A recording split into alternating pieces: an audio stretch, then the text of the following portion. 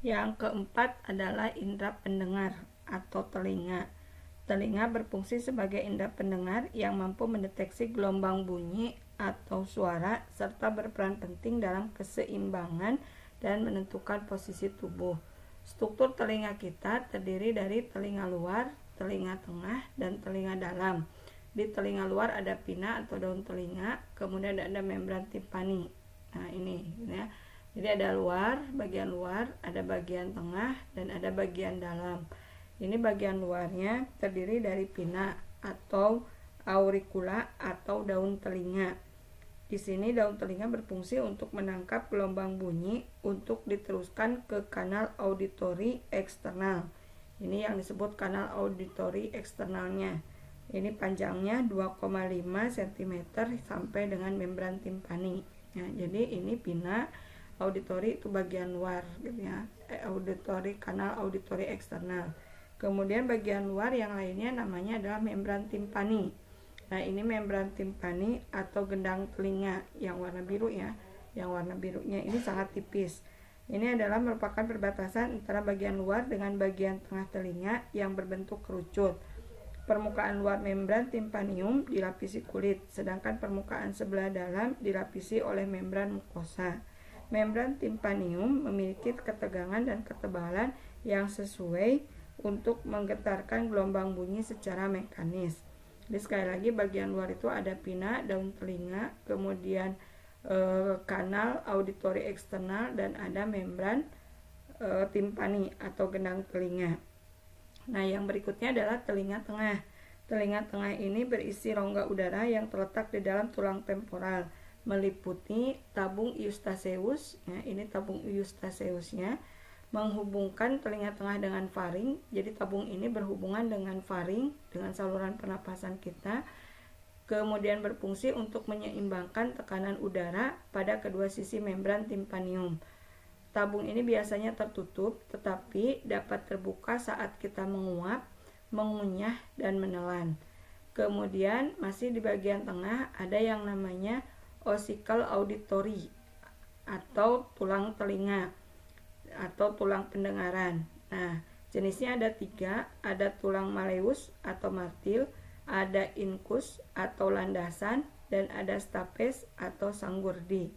Ketiga tulang pendengaran ini berfungsi untuk mengarahkan getaran dari membran timpanium ke fenestra vestibuli atau tingkap opal. Nah, ke fenestra vestibuli atau tingkap opal yang membatasi antara bagian telinga tengah dengan bagian telinga dalam.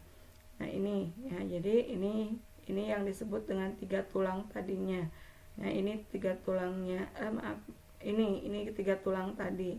Kemudian di sini ada tingkap bundar, ada tingkap opal. Ini adalah perbatasan antara bagian tengah dengan bagian dalam. Jadi yang warna orange ini bagian tengahnya, tersusun dari 3 tulang tadi, malleus atau martil, incus atau landasan, stapes atau sanggurdi. Kemudian ini bagian dalam yang biru. Nah, antara orange dengan biru itu terdapat tingkap opal dan terdapat tingkat opal atau fenestra vestibuli, ya. Kemudian bagian dalam telinga kita itu terletak di dalam tulang temporal, terdiri atas 2 bagian, ada labirin tulang dan ada labirin membranosa. Labirin tulang atau labirin osea merupakan ruang berliku berisi cairan perilimpa seperti cairan cerebrospinal. Labirin tulang terbagi menjadi 3, yaitu vestibula, di mana mengandung reseptor keseimbangan tubuh, kanal cervicularis, 3 buah saluran setengah lingkaran, dan koklea berbentuk seperti rumah siput yang mengandung reseptor pendengaran. Nah, ini bagian dalam kita. Ada koklea seperti rumah siput, kemudian tadi ada vestibula, kemudian ada 3 buah saluran setengah lingkaran atau kanalis semicircularis, gitu ya. Nah, koklea ini terdiri atas 3 bagian. Ada skala vestibulae atau bagian atas, kemudian ada skala timpani bagian bawah, dan bagian yang menghubungkan keduanya. Skala vestibuli dan skala timpani berisi cairan perilimpa. Skala vestibuli berhubungan dengan tulang sanggurdi. Nah, ini vestibuli.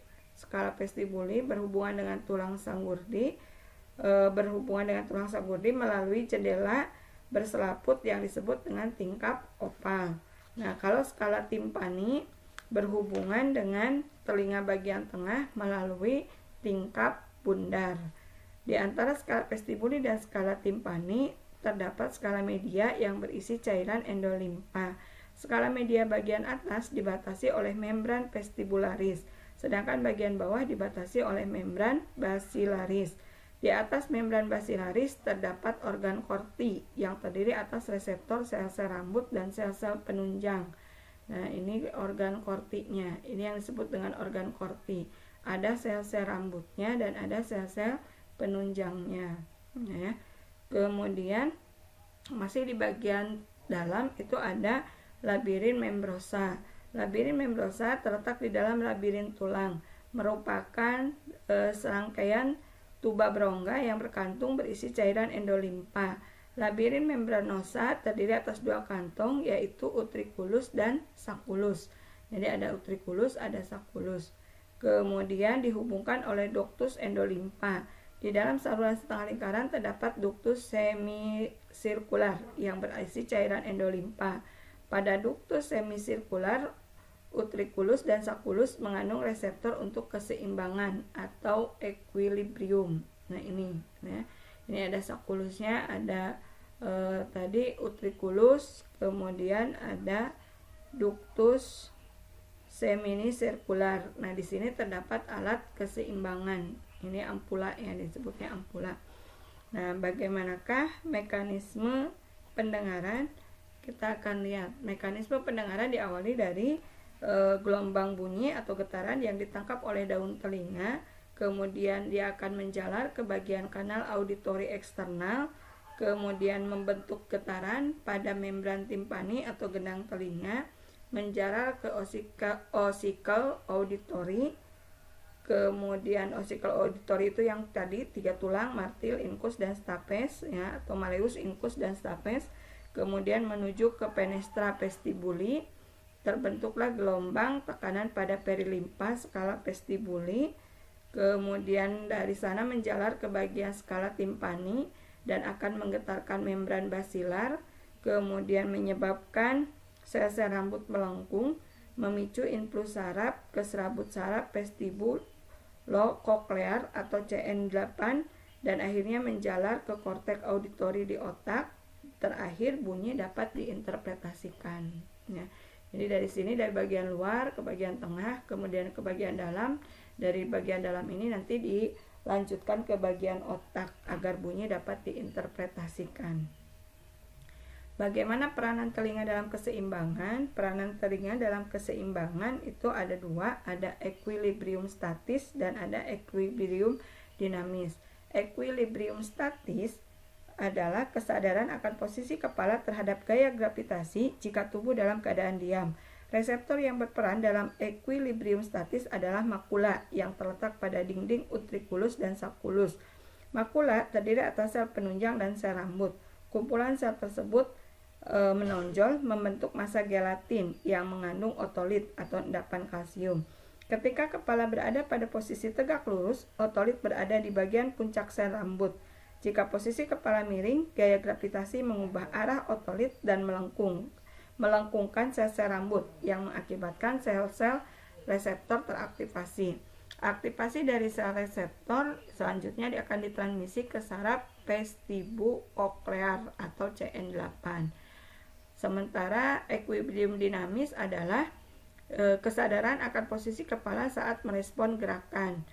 Nah, di sini reseptor yang berperan adalah ampula yang berisi krista dan terdapat pada semisirkular.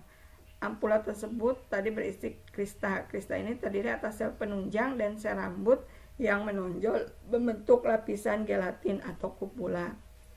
Gangguan indera pendengaran diantaranya yang pertama adalah tuli atau tunarungu.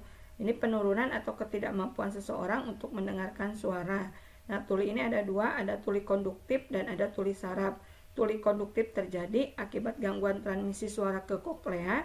Tuli saraf terjadi akibat kerusakan organ korti, saraf CN8 atau tadi saraf vestibulokoklear atau korteks dari otaknya.